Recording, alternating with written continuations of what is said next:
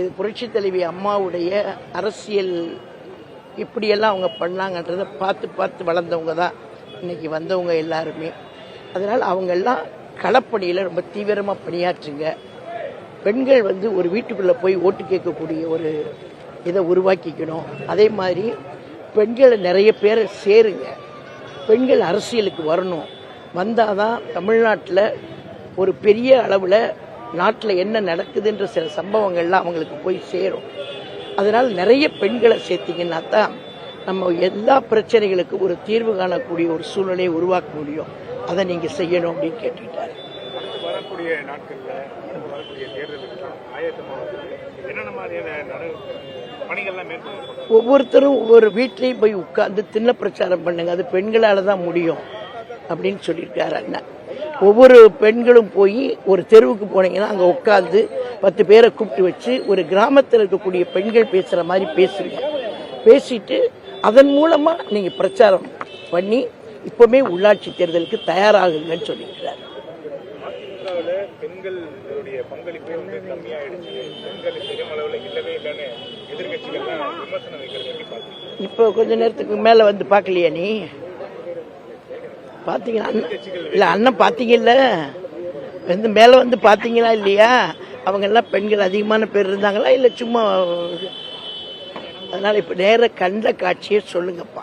மூத்த உறுப்பினராக இருக்கிறீங்க, பல ஆண்டு அதிமுகவில் பணியாற்றி வரீங்க. சமீப நாட்களாக அதிமுகலேருந்து நிறைய பேர் பிரிந்து மாற்று கட்சிக்கு போயிட்டு இருக்கிறத எப்படி பார்க்குறீங்க? ஒரு ஆரோக்கியமான விஷயமா தெரியலையே. நீங்கள் இந்த போறவங்களை தான் கேட்கணும். இருக்கிறவங்களை கேள்வி கேட்டீங்கன்னா நாங்கள் பதில் சொல்ல முடியாது. ஏன் வந்தீங்கன்னு அவங்கள கேளுங்க. நாங்கள் இருக்கிறவங்க, இங்கேயே இருக்கிறவங்க. அதனால எங்ககிட்ட கேள்வி கேட்டா பதில் கிடையாது.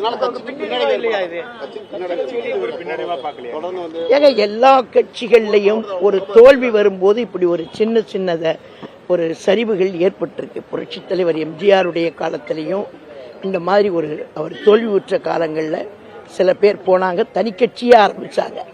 புரட்சி தலைவர் எம்ஜிஆரை எதிர்த்து தனி கட்சியே ஆரம்பிச்சாங்க. அதே மாதிரி புரட்சி தலைவி அம்மா அவர்கள் தோல்வி அடைஞ்ச போது 96ல் அப்பவும் தனி கட்சியெல்லாம் ஆரம்பிச்சாங்க. ஒரு தோல்வி வரும்போதெல்லாம் சில பேர் இந்த மாதிரி செய்யறது பழக்கம்.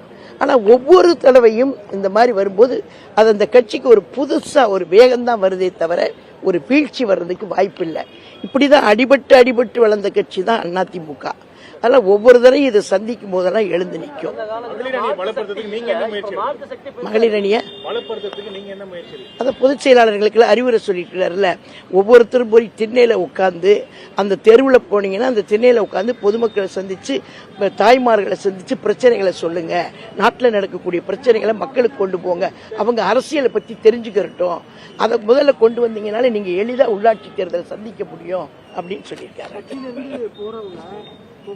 இன்னைக்கு வலுப்பட்டு இருக்கு, புது உத்வேகம் பிறந்திருக்கு அப்படின்ற அந்த நம்பிக்கை எல்லாருக்கும் இருக்கா? எல்லார்கிட்டையுமே இன்னைக்கு அதிமுக இது தொண்டர்கள் இன்னைக்கு இருக்கிற கட்சி அனைத்து இந்திய அதிமுக தான். தொண்டர்களை நம்பி நடந்த கட்சி, நடக்கிற கட்சி, நடக்க போற கட்சி அதிமுக தான். அதனால நீங்க பாத்தீங்கன்னா சமூக ஊடகங்கள்ல என்ன செய்தி, ஒரு தொண்டன் கூட அவ்வளவு கோபமா வெறித்தனமா பேசுறாங்க. நான் பார்த்தேன், யாருன்னு கூட தெரியாது. அவங்களுக்கு கிட்டத்தட்ட ஒரு 55 வயசு 60 வயசு இருக்கும். அவங்க யாரோ ஒருத்தர் பேசுறாங்க போது இது மாதிரி எத்தனையோ பேர் கண்ணுக்கு தெரியாதவங்க வெளியில இருக்காங்க.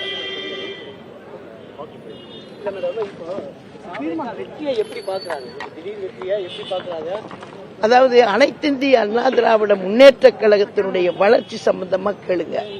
அதாவது அவங்க வெற்றி எப்படி பாக்குறாங்கன்னு எங்க கிட்டே திரும்ப திரும்ப கேட்டீங்கன்னா அங்க கேளுங்க.